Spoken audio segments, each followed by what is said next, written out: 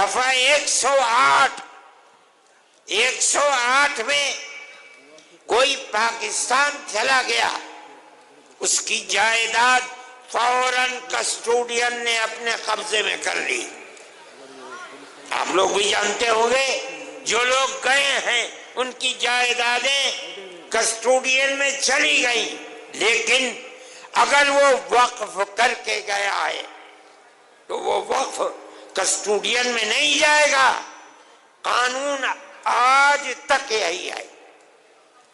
اب آپ سنیے، یہ ترمیمی بل کہتا ہے کہ ہم دفعہ 108 کی پرانی وقف بورڈ کو ختم کر دیں گے۔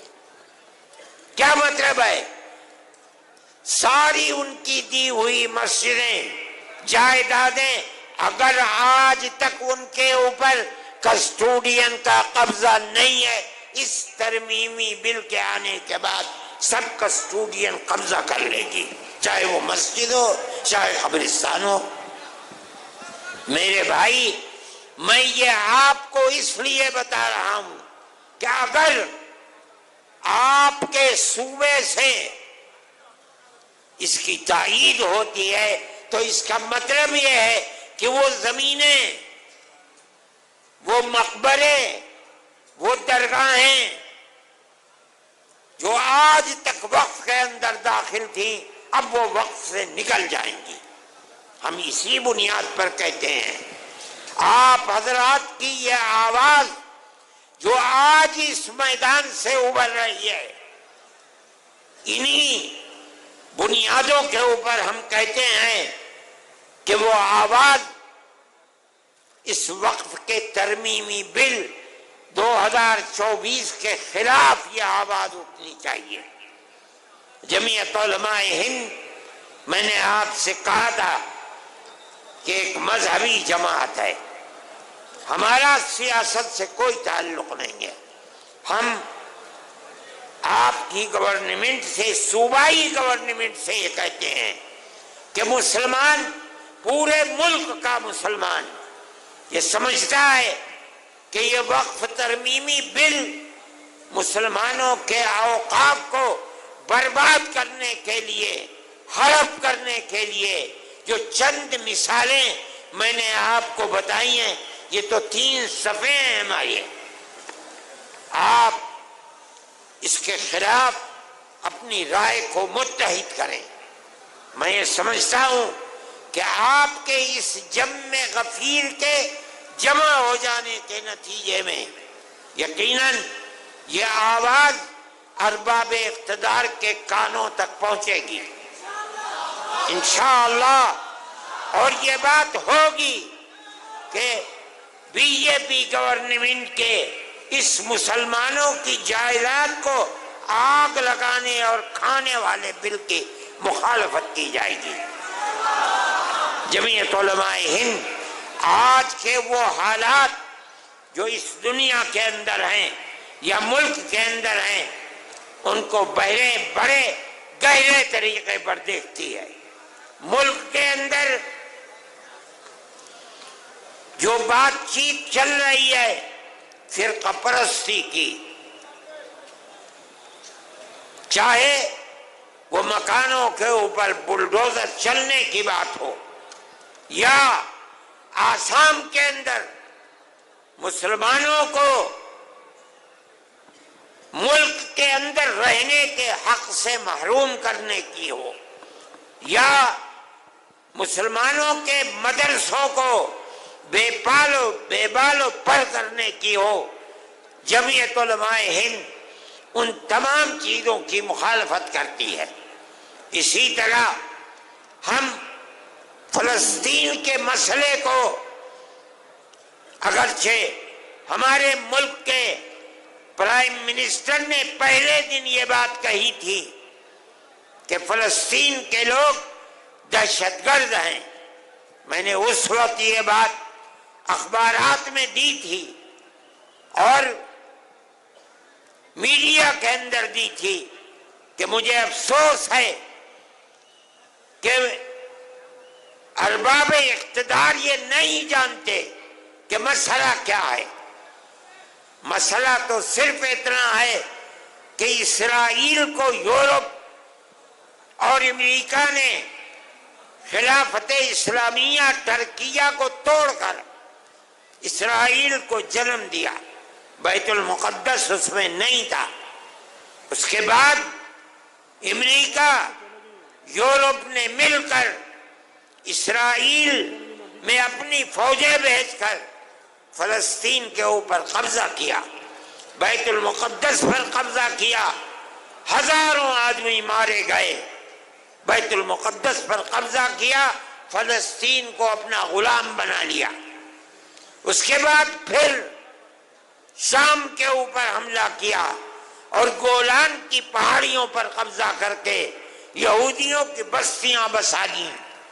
اگر یہ کہتے ہو کہ فلسطینی دہشت گرد ہیں، آزادی کی لڑائی نہیں ہے، تو ماننا پڑے گا کہ جواہر لال نہرو جنہوں نے یہاں آزادی کی لڑائی لڑی ہے وہ بھی دہشت گرد تھے۔ نعرہ تکبیر! یہ ماننا پڑے گا گاندھی جی دہشت گرد تھے، ابوالکلام آزاد دہشت گرد تھے۔ اس کا مطلب ہے کہ تم کچھ نہیں جانتے۔ ان کا موقف بدلا، اب وہ یہ کہتے ہیں کہ ہم فلسطینیوں کے ساتھ ہیں۔ ہم یہ سمجھتے ہیں کہ جو کچھ اسرائیل کر رہا ہے وہ تنہا اسرائیل نہیں ہے، پورے امریکہ کی طاقت، امریکہ کے اسلحے، امریکہ کے بمبار طیارے، سب کچھ اسرائیل کے ساتھ ہیں، اور مسلمان بچوں کو، عورتوں کو، بوڑھوں کو، جوانوں کو مارا جا رہا ہے، اور ان کو بھوک کی تپش کے اندر ان کی جان نکالی جا رہی ہے۔ ہم اس کے مخالف ہیں۔ ہم یہ سمجھتے ہیں کہ جو دنیا کے اندر ہو رہا ہے دنیا مخالفت کر رہی ہے، وہ اسرائیل کو ظالم سمجھتی ہے، لیکن اس کے باوجود بھی اسرائیل کا معاملہ تھمنے کو نہیں آ رہا ہے۔ ہم مخالف ہیں۔ دنیا میں سب کو جینے کا حق ہے، اسی طریقے سے فلسطینیوں کو بھی جینے کا حق ہے۔ دوسری بات، ہم یہ بات کہتے ہیں کہ ملک کا دستور جمعیت علماء کے لوگوں کا بنایا ہوا دستور ہے۔ مولانا ابوالکلام آزاد، مفتی کفایت اللہ، مولانا حسین احمد مدنی، مولانا حسرت موہانی، یہ وہ لوگ ہیں جو ہندوستان کے دستور کو بنانے کے اندر شریک ہیں۔ اس لیے کہ جیسے جیسے ملک کی آزادی قریب آتی تھی، جمعیت علماء بار بار کہتی چلتی تھی ہم سے وعدہ کرو کہ ملک جب آزاد ہوگا تو ملک کا دستور سیکولر دستور ہوگا۔ گاندھی جی، موتی لال نہرو، جواہر لال نہرو، گوبند بلبھ پنت، لوگ وعدہ کرتے چلتے تھے، پوری کانگریس، کہ ملک کا دستور سیکولر دستور ہوگا۔ وہ دستور کی دفعات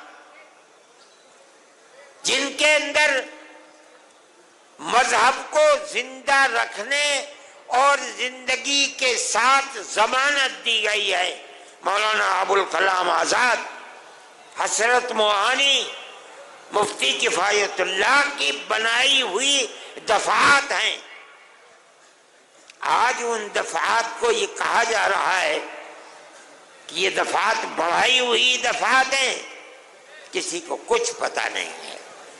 آج جو لوگ اقتدار پر ہیں انہیں پتہ نہیں کہ ملک کی آزادی میں قربانی کنہوں نے دی ہے، ملک کا دستور کیا کہہ رہا ہے، انہیں کسی چیز کا پتہ نہیں۔ مجھے حیرت ہوئی جس دن پٹنے میں ہمارا جلسہ تھا، مجھے لوگوں نے پرائم منسٹر کا ویڈیو سنایا جس میں پرائم منسٹر یہ کہہ رہے تھے کہ ہندوستان کے دستور کے اندر کہیں وقف کا ذکر نہیں ہے، میں نے اپنے سر کو پیٹا۔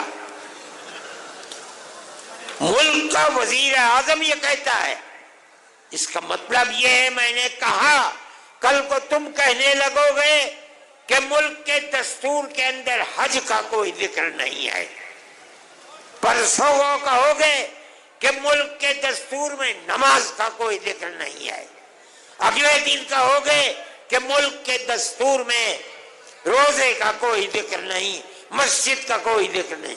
ارے اللہ کے بندے، اسلام اور مذہب کی ضمانت ملک کے دستور میں دی گئی ہے، یہ ہمارا مذہب ہے۔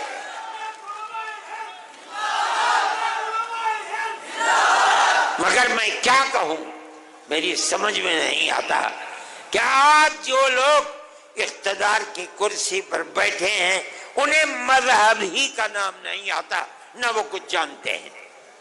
ہمیں ہمارے مذہب کی ضمانت دی گئی ہے، ہم اس ملک میں زندہ ہیں، یہیں مریں گے، یہیں پیدا ہوئے ہیں۔ اور مولانا ارشد مدنی، ہندوستان، نعرہ تکبیر، آئین ہند، اپنے مذہب کے ساتھ زندہ رہیں گے۔ ہمارا ایمان ہے، ہمارا مذہب مرنے والا مذہب نہیں ہے۔ جنہوں نے ہمارے مذہب کو مارنے کے لیے اپنے تیر و تفنگ چلائے ہیں وہ خود مٹ گئے، مذہب اسلام زندہ ہے۔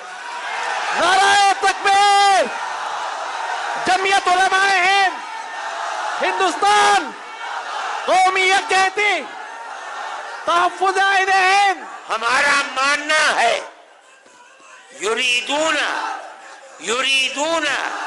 ان یطفئوا نور اللہ بافواہہم واللہ متم نورہ ولو کرہ الکافرون۔ لوگ یہ چاہتے ہیں کہ اللہ کے چراغ کو بجھا دیں گے، اللہ اپنے چراغ کی روشنی مکمل کر کے رہے گا۔ اگرچہ اسلام کے دشمن اسلام کا برا چاہتے ہیں۔ میرے بھائی، آپ حضرات تشریف لائے، میں اپنے دل کی گہرائیوں سے آپ کا شکریہ ادا کرتا ہوں۔ میں نے ایک بات دلی کے اجلاس میں منہ سے نکال تو دی تھی، مگر مجھے ڈر تھا کہ میری اس آواز میں اللہ طاقت کو پیدا کر دے تو اس کا احسان ہے۔ اللہ نے اس ارشد آواز مدنی کو، قدم بڑھاؤ، ہم تمہارے ساتھ ہیں۔ ارشد مدنی قدم بڑھاؤ، ہم تمہارے ساتھ۔ ارشد مدنی، نعرہ تکبیر، اللہ اکبر، جمعیت علماء شکریہ شکریہ، ارشد مدنی شکریہ شکریہ شکریہ شکریہ۔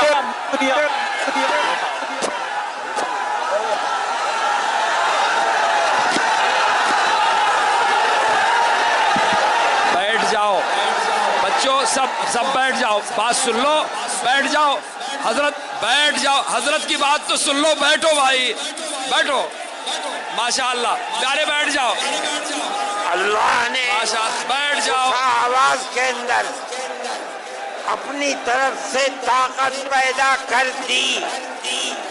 یہ اللہ کا احسان ہے۔ اللہ چاہے گا تو وہ ہمارے خاص طور پر اس مذہبی معاملے میں ہماری مدد کرے گا، بلکہ گورنمنٹ اور ملک کی فرقہ پرست ذہنیت مذہب اسلام کو بدلنا چاہتی ہے، ختم کرنا چاہتی ہے، یکساں سول کوڈ کو لانا چاہتی ہے۔ وہ لوگ انشاءاللہ ناکام و نامراد ہوں گے اور مذہب اسلام انشاءاللہ زندہ رہے گا۔ میں آپ سب کا اور جن لوگوں نے اس اجلاس کے لیے دامیں درہمیں سخنیں مدد کی ہے، میں ان سب کا اور انتظامیہ پولیس والوں کا، ارباب سیاست کا جو یہاں ہیں، میں اپنے دل کی گہرائیوں سے ان سب کا شکریہ ادا کرتا ہوں۔ اللہ تعالی آپ حضرات کے آنے کو قبول فرمائے۔ آپ جس طرح خیر و عافیت کے ساتھ آئے ہیں، آمین کو حضرت دعا اسی دعا طرح فرما رہے ہیں۔ خیر و عافیت کے ساتھ دعا ہو رہی ہے، آمین کہو، واپس ہو جائیں۔ دعا ہو رہی ہے، سکون سے آمین کہیں۔